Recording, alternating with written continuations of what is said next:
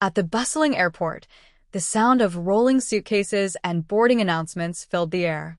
Emily, 8 months pregnant, moved carefully through the crowd, one hand on her belly, the other gripping her boarding pass as if it were the most precious thing she owned. Her heart pounded. After months of lonely nights and tearful phone calls, she was finally going to see her husband, a soldier returning from deployment. This trip was meant to be a surprise. He had no idea she was coming, and she had imagined the moment 100 times. Him spotting her in the crowd, his eyes lighting up, his arms wrapping around both her and their unborn child. But when the gate agent's gaze fell on her rounded stomach, their smile faded. "Ma'am, I'm sorry," they said gently but firmly.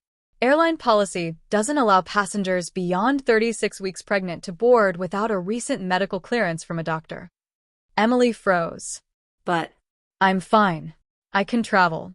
Please," she pleaded, panic creeping into her voice. The gate agent shook their head apologetically. People in line began glancing at her, whispering. Emily's throat tightened. She had come all this way, and now a printed policy stood between her and the moment she had been dreaming of. Emily's face flushed hot, a mix of embarrassment and rising panic. Her pulse thudded in her ears, drowning out the hum of the terminal. This wasn't how it was supposed to go. Her husband didn't even know she was coming. She had kept her trip a secret for weeks, wanting to surprise him at the arrival gate after so many months apart. She had pictured his stunned smile, the way he'd drop everything and run to her, the way his hands would cradle her belly for the first time since it had grown round with their child. But now all of that was slipping away. She tried to reason with the gate agent, her voice trembling. "I'm healthy. I've had no complications, no issues at all. I can make the flight safely." The agent only shook their head, sympathy in their eyes, but unbending in tone. A few passengers paused mid-step, their gazes flicking between Emily and the boarding tunnel. Some whispered quietly, heads tilting with concern. Others gave her that brief, apologetic glance people give when they see someone else's heart breaking in public but don't know how to help. The boarding line moved forward without her. The gate beeped each time another passenger was allowed through, the sound sharp, like the ticking of a clock counting down the last moments of her chance to make the flight. The tension in Emily's chest felt like it might crush her ribs as she stepped away from the boarding line, her legs heavy, almost reluctant to move. She clutched her ticket in one hand, her small carry-on in the other, but now they felt useless, symbols of a journey she might not take. Her vision blurred as tears welled, and she blinked hard, not wanting the strangers around her to see her cry. She pulled her phone from her bag, desperate to call her husband, to warn him she might not be there. But when she glanced at the screen, her heart sank, no signal. Not even a single bar. She tapped the phone, moved around, even held it toward the high windows, but the display stayed stubbornly empty. A sick wave of dread washed over her. In her mind, she could see him stepping off his own plane, scanning the crowd for her. He'd look once, then twice, then his face would fall as realization set in. She had wanted him to see her first, before anyone else, before even his commanding officer, to be the surprise that made all those long, lonely months worth it. Instead, he would find nothing but strangers' faces and an empty space where she should have been. The image lodged in her heart like a stone. She lowered herself into a nearby chair, her belly pressing against her knees, and pressed a trembling hand to her lips. The reality was sinking in fast. She might miss the moment she'd been dreaming of since the day he left. Just then, as the tension at the gate seemed ready to snap, an older woman stepped out from the line. She had silver hair pulled neatly into a bun, the kind of posture that spoke of quiet authority. Her eyes were sharp but kind as she looked from Emily to the gate agent. "My name is Dr. Helen Meyers," she said clearly, her voice steady enough to cut through the noise of the terminal. "I'm an obstetrician. 30 years of practice." She reached into her handbag and produced a worn leather wallet, flipping it open to reveal her medical ID and credentials. The gate agent hesitated, glancing between the badge and the woman's face. Dr. Meyers stepped closer to Emily, her expression softening. "If it helps, I can examine her right here and confirm she's fit to fly. No complications, no risks. Emily blinked at her, startled by the stranger's sudden intervention. Relief mingled with disbelief. In this vast, impersonal place, someone had stepped forward just for her. The surrounding passengers grew quieter, sensing a shift. Some leaned in, curious. Others exchanged hopeful glances, as if willing this unexpected ally to succeed.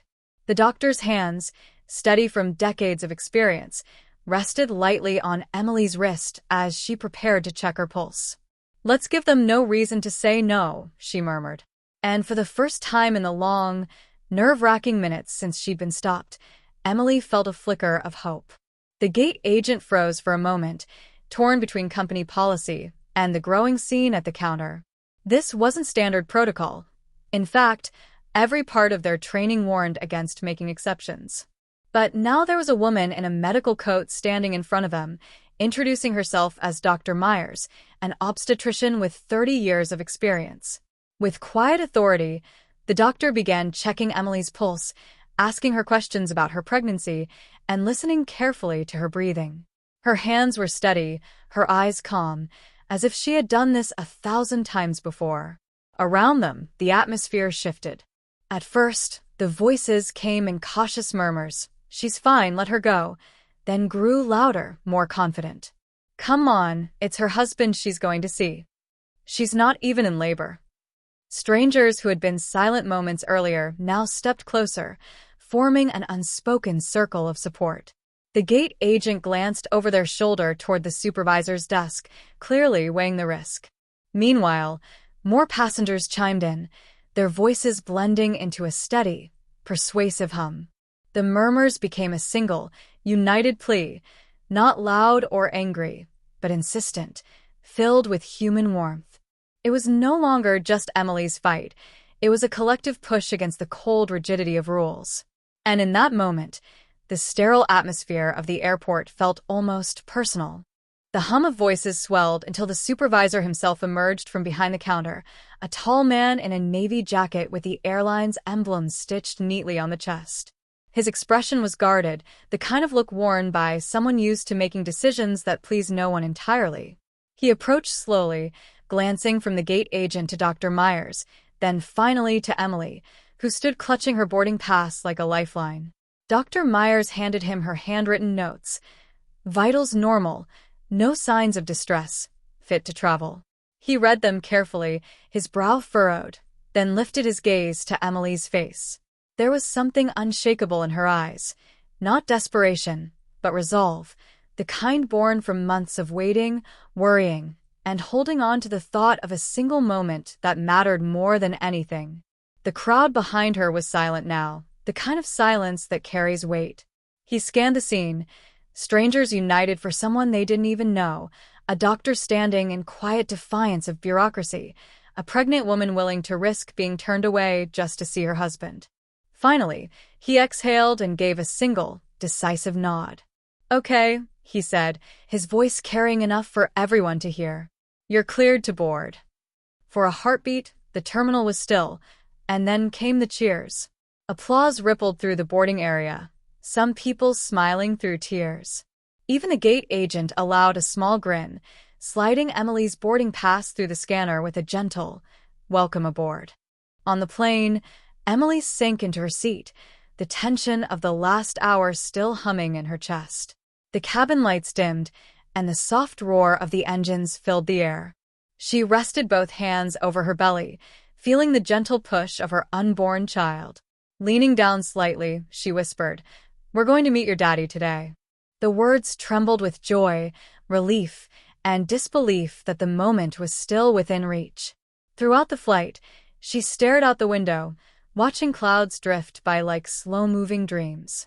Her mind replayed the look in the supervisor's eyes, the cheers from strangers, the way kindness had broken through the wall of rules.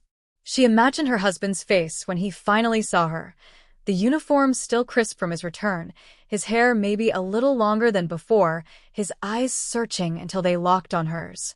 When the aircraft touched down, her heart raced faster than the wheels on the runway. She was up as soon as the seatbelt light clicked off, maneuvering carefully but quickly toward the exit. The terminal's bright lights seemed to blur as she pushed past the last set of glass doors. And then there he was, standing tall in his dress uniform, duffel bag slung over one shoulder, scanning the crowd with a restless intensity. His eyes darted from face to face, searching for something or someone he hadn't dared hope would be here. For a moment, he didn't seem to believe his own eyes. Then recognition lit up his face like sunrise. His duffel bag slipped from his shoulder and hit the floor with a dull thud as he broke into a run, weaving through the crowd without hesitation. Emily, already crying, felt her knees weaken as she closed the gap between them. When they collided, it was with the force of months of longing, his arms wrapping protectively around her, hers clinging to him as if she'd never let go. They both laughed and cried at once, the kind of sound that comes only from relief, so overwhelming it's almost painful. He pulled back just enough to look down at her belly, his eyes glistening. Slowly, reverently, he knelt and pressed a kiss to the curve of her stomach, whispering something only the two of them and the tiny life within could hear. The busy terminal seemed to pause. Conversations hushed, footsteps slowed. Then, like a wave breaking, applause erupted once more. Passengers from her flight embraced one another, some openly wiping away tears. Even airport staff stood smiling, touched by the scene. It wasn't just a reunion, it was a quiet defiance against the coldness of policy, a reminder that love can soften the hardest rules. In that moment, surrounded by strangers who had become part of their story, Emily knew this was more than just meeting her husband. It was proof that humanity still triumphed over procedure.